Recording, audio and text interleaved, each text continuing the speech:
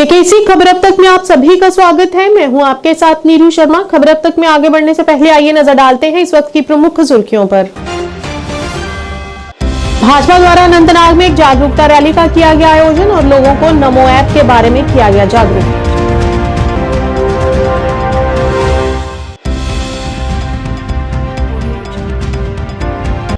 उत्तर भारत में बड़े उत्साह के साथ मनाए जाने वाले पर्व लोहड़ी को लेकर बाजारों में दिखी काफी रौनक।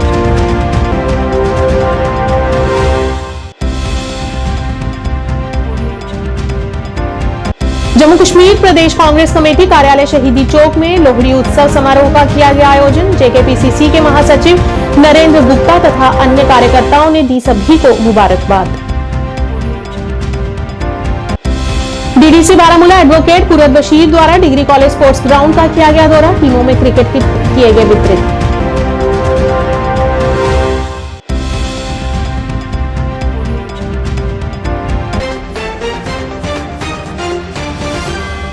और अब समाचार विस्तार से। भाजपा द्वारा आज अनंतनाग में एक रैली का आयोजन किया गया। रैली का आयोजन जिलाध्यक्ष भाजपा अनंतनाग एडवोकेट वजाहत हुसैन और महासचिव आबिद हुसैन के साथ साथ आईटी प्रभारी कश्मीर एडवोकेट सलमान शाह और सह प्रभारी कश्मीर मोहम्मद द्वारा किया गया।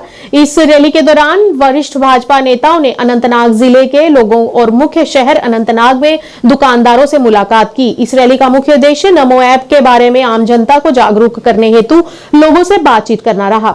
आपको बता दें कि केवल एक क्लिक से इंटरैक्टिव नरेंद्र मोदी ऐप उपयोगकर्ता को पीएम से जुड़ने की अनुमति देता है। ये सीधे प्रधानमंत्री से संदेश और ईमेल प्राप्त करने का एक विशेष और अनूठा अवसर प्रदान करता है। इतना ही नहीं, ये उपयोगकर्ताओं को योगदान करने की भी अनुमति देता है।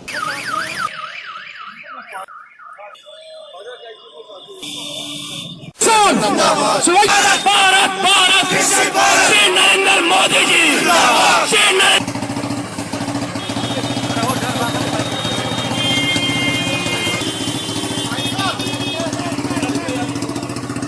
जो पैदल मार्च किया है, ये हमारा आउटरीच प्रोग्राम है। हमारी कैंपेन चल रही है नमो ऐप की।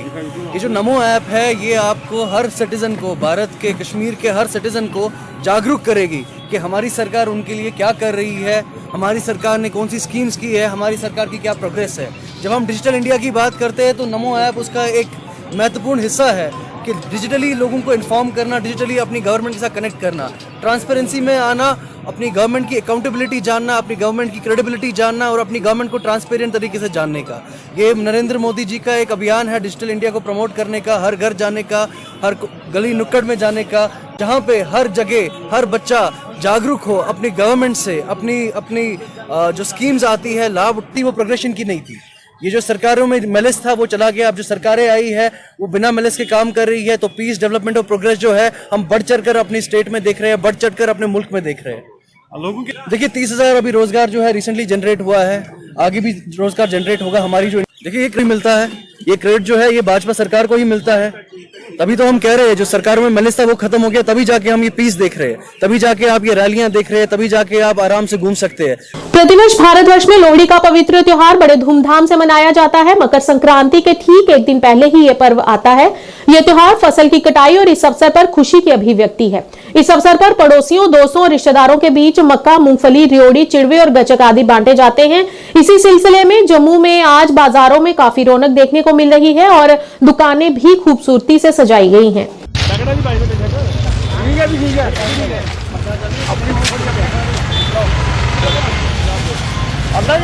मेरा नाम सुरजीत सिंह।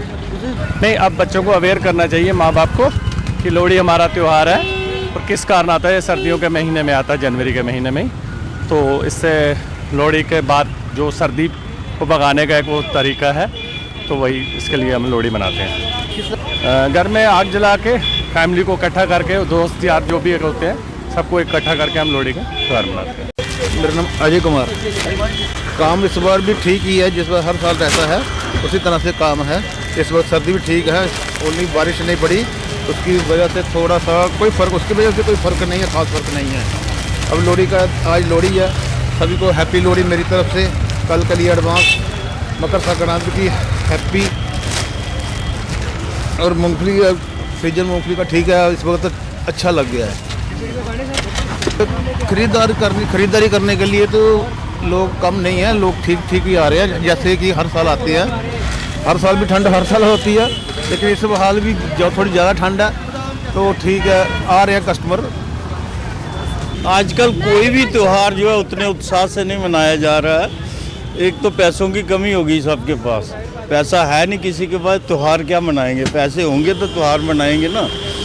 दिहाड़ी नहीं लग रही है, दिहाड़ियाँ कम हो गई हैं, काम पेशा रहा नहीं है। खासकर जम्मू में तो जम्मू को तो लूटने में लगे हैं सभी। जम्मू में कोई कारोबार नहीं रहा है, तो कहाँ कैसे मनाएंगे त्यौहार? आजकल वो कल्चर ख़त्म हो गया है। आजकल मोबाइल ही नहीं छोड़ते उनको। आप एक कमरे में बैठे हुए हैं तब भी आप अलग अलग हैं, सारे अपने अपने मोबाइल पे लगे हुए हैं। मोबाइल ही नहीं छोड़ते, इस काम को वो आजकल कुछ नहीं समझते हैं। बिल्कुल देनी चाहिए, क्योंकि ये शुरुआत से हो तो अब तो ट्रेंड ही ख़त्म हो गया वो वाला। बिल्कुल ट्रेंड ख़त्म है। पहले लोहड़ी होती थी, मोहल्ले में 1-2 टोली बनती थी, 20-20, 25-25 लड़के होते थे, बड़े बड़े छज बनाते थे, निकलते थे अपने घरों में, निकलते थे सभी आदर पर नाम से मंत्रित भी करते थे, खेलते थे, कूदते थे। लेकिन आजकल नहीं है वो।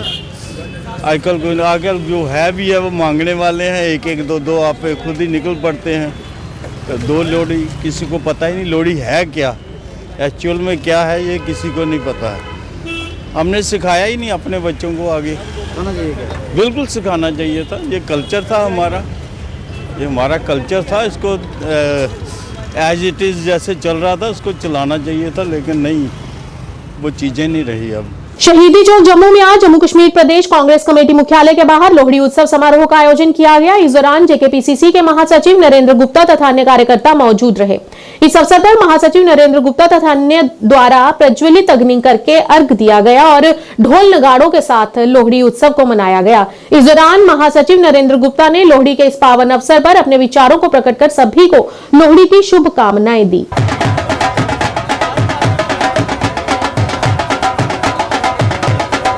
वकार सुलवानी साहब जो उम्रा करने के लिए गए हुए हैं, उनके डायरेक्शन पर आज यहाँ कांग्रेस पार्टी के उन्होंने दफ्तर में हेडक्वार्टर की तरफ से मैं नरेंद्र गुप्ता जो है जनरल सेक्रेटरी ऑर्गेनाइजेशन, जिसने आपको ये इनविटेशन दिया था, और आप सब लोग आज छुट्टी होने के बावजूद भी इतनी ज़्यादा तादाद में आए।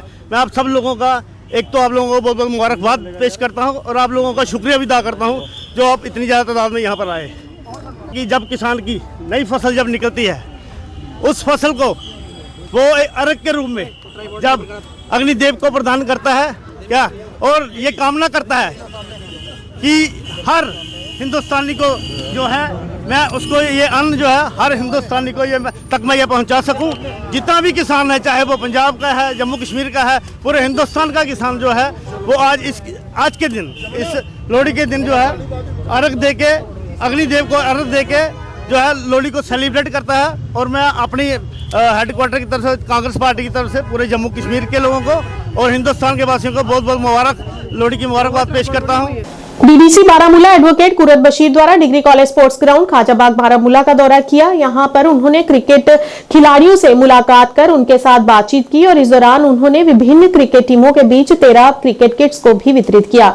इस अवसर पर डीडीसी कुरत बशीर ने खिलाड़ियों और युवाओं पर जोर देते हुए कहा कि सभी को खेल गतिविधियों में भाग लेना चाहिए, क्योंकि इससे आत्मविश्वास, शारीरिक और मानसिक स्वास्थ्य को बढ़ावा मिलता है। इस मौके पर उन्होंने छात्रों को समय का सही और अधिकतम उपयोग करने और समाज से नशीली दवाओं के खतरे को कम करने पर दिशा निर्देश भी दिए। Okay sir, okay sir.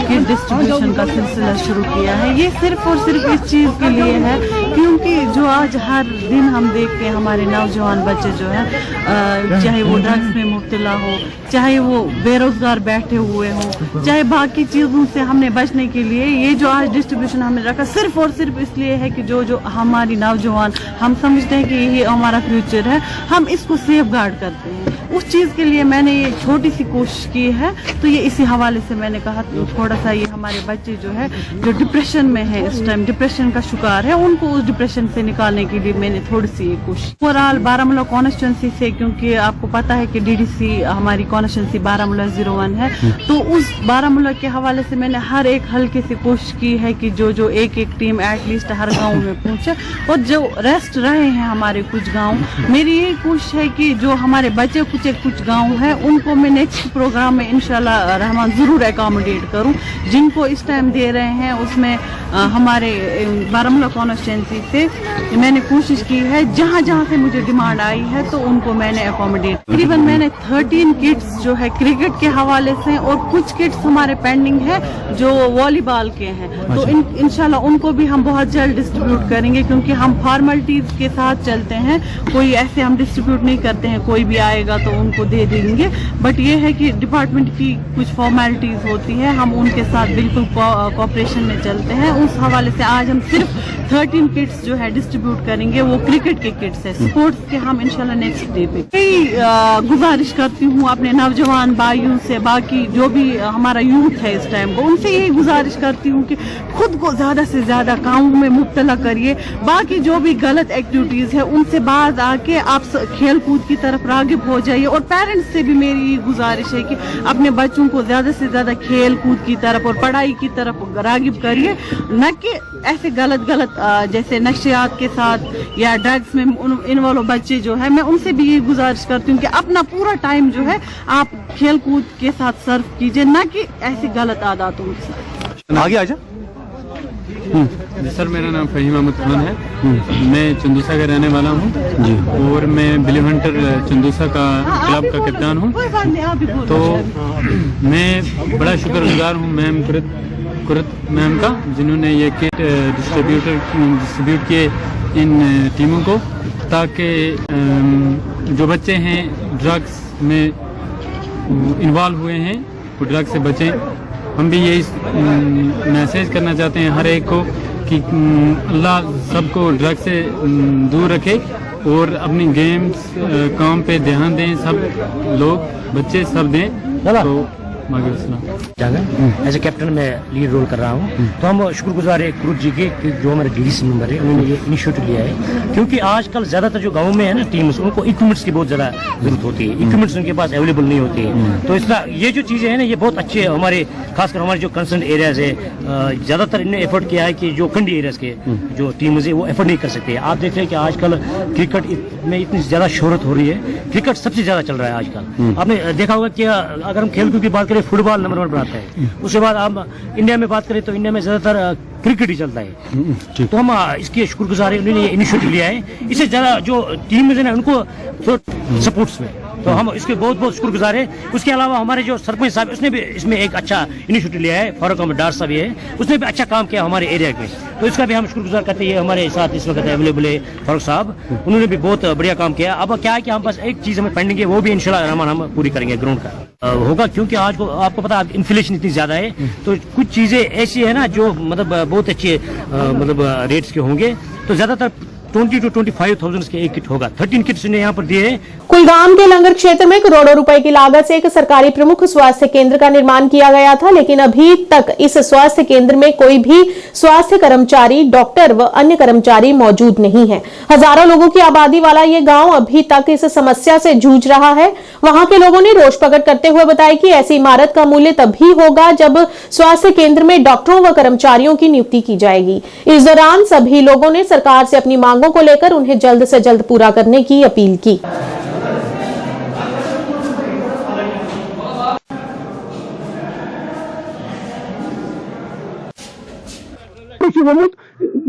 PIC तमी साथ डॉक्टर साहब एलाट गुम डॉक्टर साहब धमाल करान और ये तनख्वाह निवन गुजारिश कर डिपार्टमेंटन गुजारिश कर LG गवर्नमेंटस डी साहब गुजारिश कर डॉक्टर साहब सो मुश्किल ग। मोहम्मद यूसुफ भट्ट बहुत रोजान कस्बे खुलनूराबाद। यही डिमांड कि हस्पताल बनोमुत यह तैयार ये कुन किस्म कमी, मगर अख कमी डॉक्टर साहब कहें बे पोस्ट ब्रोट आमत ये सात अप्रोच गोमुत हस्पताल तमें सात मगर मगर तिम माने तिम कर दमाल हंसपोर तो तनख्वाह निवन ये गुजारिश कर LJ इंतजामिया बे DC सबस बे SDM सबस बे BMO सबस SEMO सबस तिम डॉक्टर सबस तो बे ब्या पोस्ट क्या तमिस नाव FM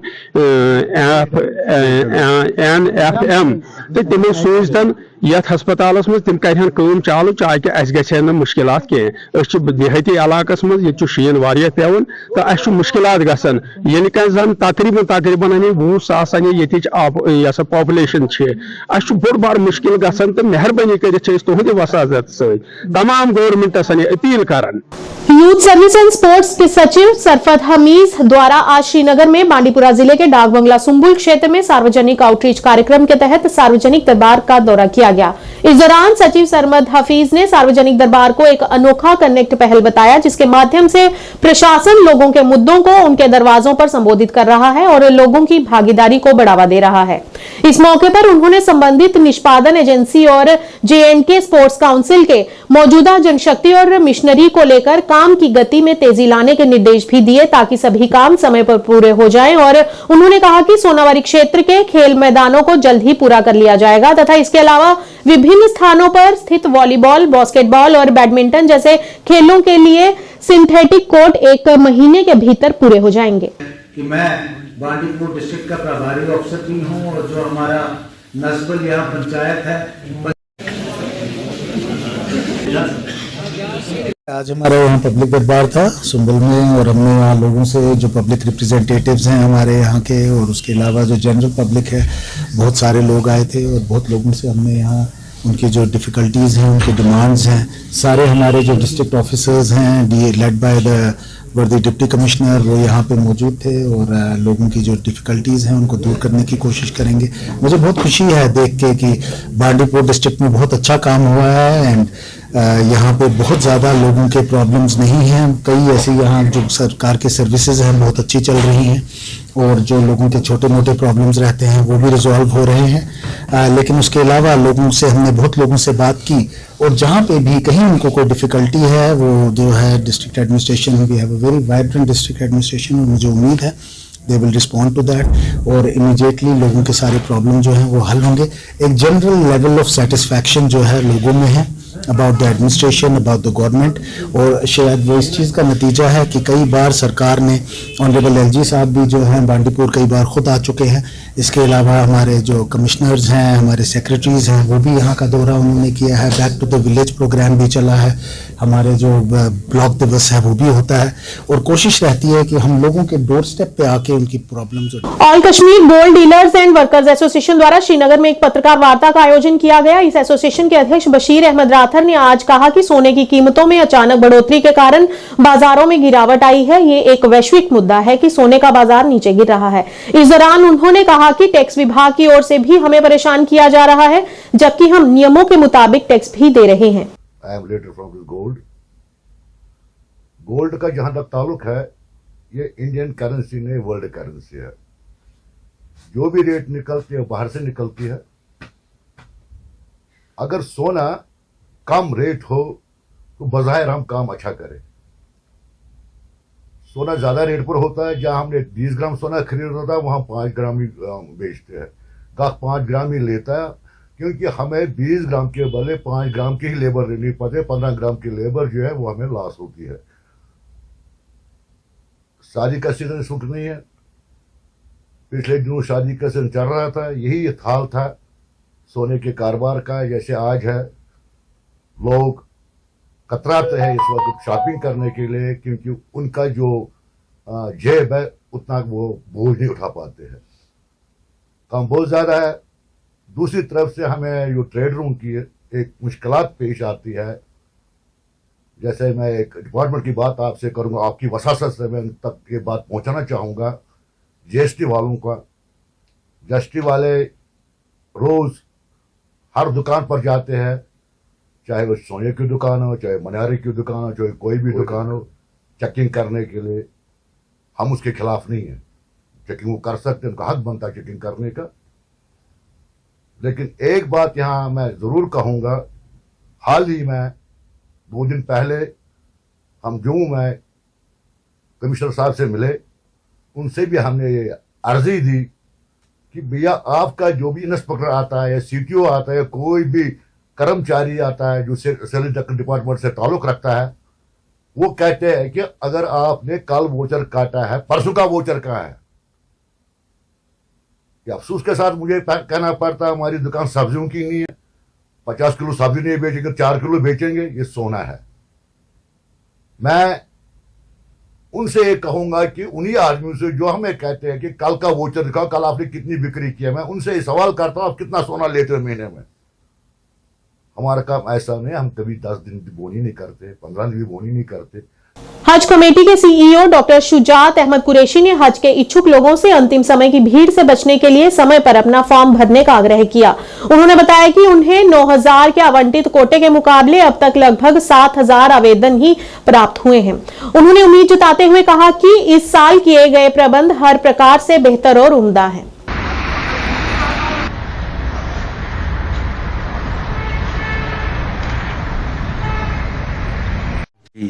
जैसे आपने फरमाया, जो हज की रकम है, मतलब हज पे कितना खर्चा आएगा, वो डिपेंड करता है कि हमें जो टेंडरिंग के बाद अलॉटमेंट होगी वो किस कास्ट पे होगी।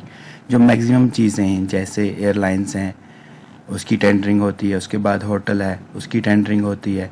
जो बाकी छोटी छोटी चीज़ें हैं जैसे डेली का वाटर सप्लाई, वहाँ पे बेडशीट वगैरह चेंज करना, सफाई करना कमरों में, वो जी चीज़ें हैं सबकी टेंडरिंग होती है। उसके बाद डिसाइड होता है कि पूरा अमाउंट कितना बनेगा। जो हमारी रकम जो लास्ट ईयर थी 3,95,000 कुर्बानी को छोड़ के, तो उसमें मैक्सिमम पोर्शन जो था वो एयरलाइंस पे खर्चा था। एयर फ्लाइट का 1,67,000 तकरीबन जो खर्चा हुआ वो एयरलाइंस पे हुआ। तो उसके अलावा दूसरा बड़ा खर्चा जो होता है हमारा वो होता है मकतब फ़ी पे। वो डिपेंड करता है कि सऊदी गवर्नमेंट कितनी मकतब फ़ी रखेगी किसी साल के लिए। तो ये 2 बड़े खर्चे होते हैं हज के, इसमें हज के पूरे पैकेज में जो गवर्नमेंट की तरफ से होता है। तो वो वैरी होता है, जैसे एयरलाइंस के जो फेयर है वो वैरी होता है एम्बार्केशन से। मतलब श्रीनगर के लिए अलग फेयर डिसाइड होगा, मुंबई के लिए अलग, दिल्ली के लिए अलग। यूजुअली जो आज तक देखा गया कि श्रीनगर में थोड़ा फेयर हाई रहता है दिल्ली और मुंबई के बनिस्बत। जो लेडीज़ विदाउट मुहर्रम जा रही हैं उसके लिए क्राइटेरिया है कि 45+ होनी चाहिए और उनका जो मसलक है वो एलो करना चाहिए और उनको मुहर्रम कोई नहीं होना चाहिए फैमिली में।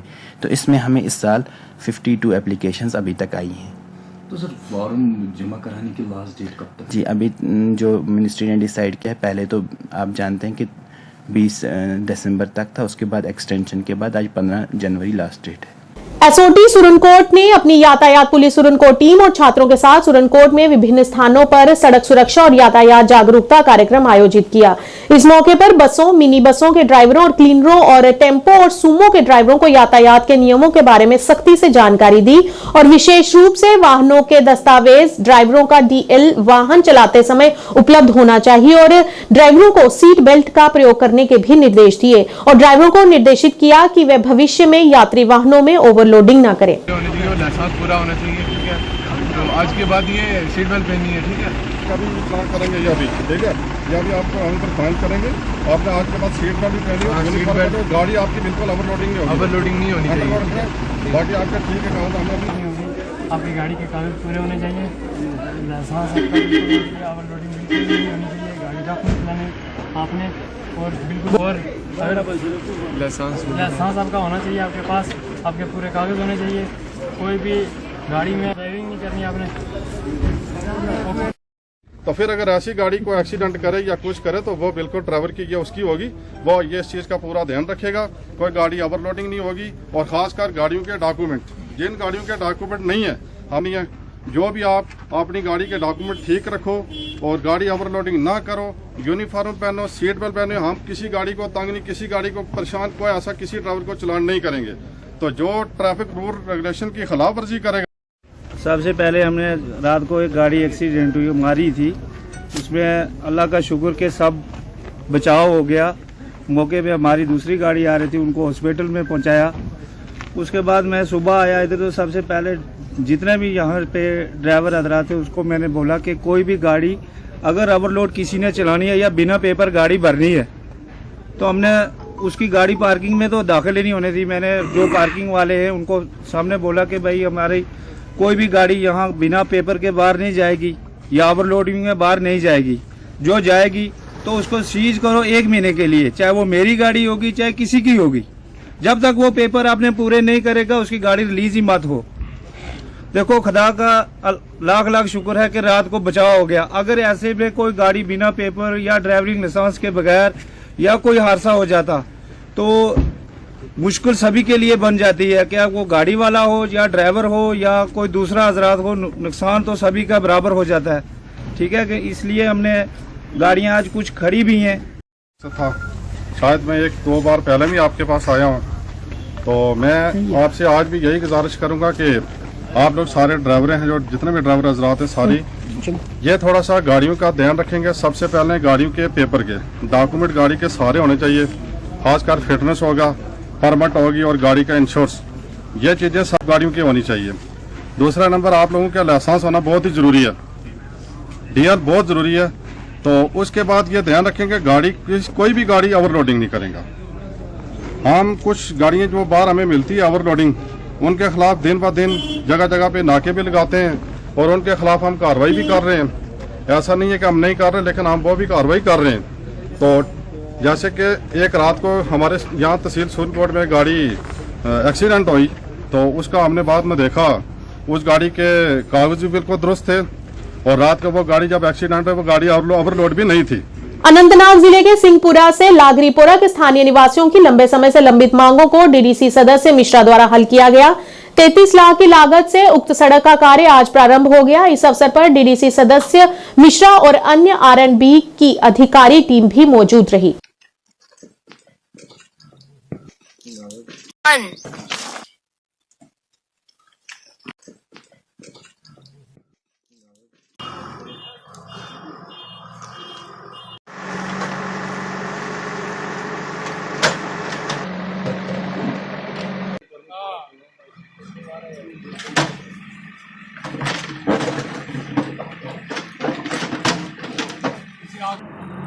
इन सरदार भाइयों ने बहुत देरी मांग की, आज ये पूरा हुआ। मैं इनके साथ भी साथ है, जो जो इनकी मांगे हैं, जो जो इनकी डिमांड है, मैं पूरी करने के लिए तैयार है। सभी हमें हमारे साथ हर घड़ी में हर साथ में हमारे साथ है, मैं भी इनके साथ है। ये देरी मांग आज पूरा किया, इंशाल्लाह ये 1-2 महीने तक इसको मैकडम कर बह हर कहीं में जरूरी इंशाल्लाह यह का डिमांड है पन हमसाय गाम सा कर पूरी इंशाल्लाह। मेरा भारत विकसित भारत 2024 के लिए नेहरू युवा संगठन द्वारा स्कूल शिक्षा विभाग बारामूला के सहयोग से टीआईसी सीईओ कार्यालय में जिला स्तरीय प्रतियोगिता का आयोजन किया गया। इस प्रतियोगिता में सभी जोन के टॉपर्स ने भाग लिया। इस मौके पर मुख्य शिक्षा अधिकारी बारामूला मुख्य तौर से मौजूद रहे। It goes to Aisha Shah, Zone Fatehgarh. At the rate of 2047 declaration contest. Sir 2047 में बिल्कुल जो 100 years हमारे कंप्लीट हो जाएंगे 2047, तो उस वक्त हमारा भारत कैसा दिखना चाहिए, क्या तरक्की की किस पर मंजिल पर भारत होना चाहिए, इस पर एक डिक्लिमिनेशन कॉन्टेस्ट यहाँ पर हुआ, जिसमें स्क्रीनिंग जजेस ने की। एट 18 जोनल लेवल स्क्रीनिंग हो गई बच्चों की, वहाँ से बच्चे सिलेक्ट हो गए और डिस्ट्रिक्ट लेवल पर यहाँ पर आ गए और डिस्ट्रिक्ट लेवल पर जूरी मेंबर्स थे। इसमें से आज बच्चे यहाँ पर सिलेक्ट हो गए जो स्टेट लेवल में जाएंगे, और स्टेट लेवल में जो बच्चा फर्स्ट पोजीशन लाएगा उसको हम 1 लाख रुपए दे रहे हैं, सेकंड को हम 50,000 रुपए दे रहे हैं, थर्ड और फोर्थ को 25,000 रुपए ईच हम दे रहे हैं।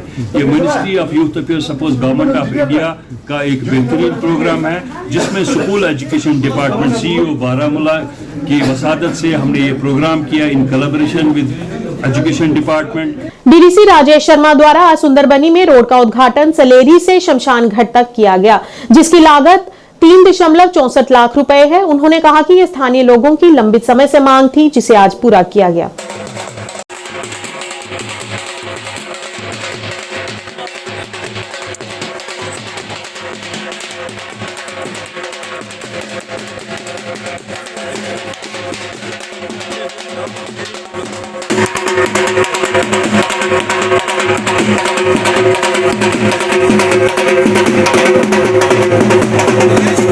सलेरी को शमशान घाट रोड का आपके द्वारा उद्घाटन किया गया। इस रोड को लेकर कितनी आपकी जो यहाँ की जनता है इसमें खुशी है, और ये रोड कहाँ से कहाँ तक और कितनी लागत से बना, क्या कहेंगे इसमें?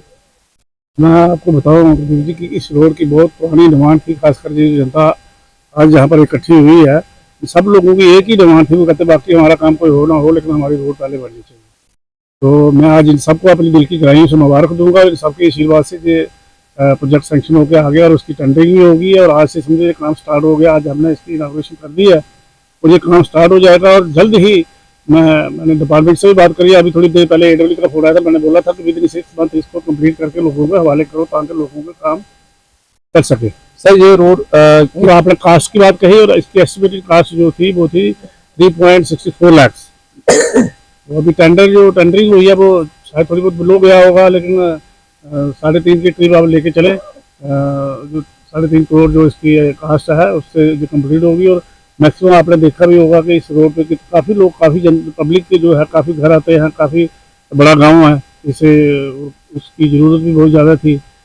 मैक्सिमम आपको पता है कि इस पार एक कॉलेज भी है, बच्चे कॉलेज में भी जाते हैं, तो हमारी ट्राई यही कोशिश ये है कि पार बल वाली रोड भी कंप्लीट है और JB रोड इधर से कंप्लीट हो जाएगा और नेक्स्ट आगे जाकर ब्रिज, जब बीच में से ब्रिज बन जाएगा उसके बाद लोगों को काफ़ी नेशनल हाईवे में जाने और कॉलेज जाने में भी शुरू हो जाएगा। सर सरकार की तरफ से 370 हटने के बाद जहाँ पर रोडों का जाल साहब की तरह अप्रिशिएट करेंगे सरकार को, जहाँ हर जगह लिंक दिए गए। आपने जो देखा होगा कि हमारे आदरणीय प्रधानमंत्री जी का सपना ही ये है कि उनकी समझो कि जितनी भी स्कीमें उन्होंने लॉन्च की हैं स्टेट में और सेंट्रल स्पॉन्सर जितनी स्कीमें उन सब में उनकी गारंटी है। जैसे कि मैं 1-2 स्कीमों का नाम लूंगा, जैसे कि हर गरीब को, हर BPL को उन्होंने कहा कि हम पक्का छत देंगे, मकान देंगे। अब जो 2024 में उन्होंने टारगेट रखा था, लेकिन कुछ डिपार्टमेंट की त्रुटियां या डिपार्टमेंट की गलतियों की वजह से कुछ लोग हमारे रह गया।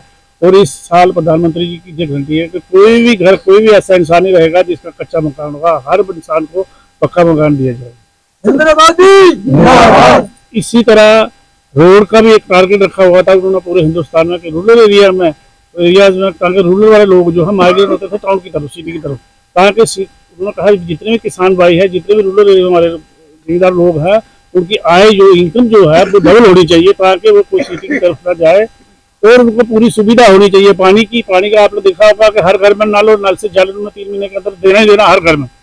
खबर अब तक के आज के इस अंक में इतना ही। नए अंक लेकर फिर हाजिर होंगे, तब तक के लिए दीजिए इजाजत। नमस्कार।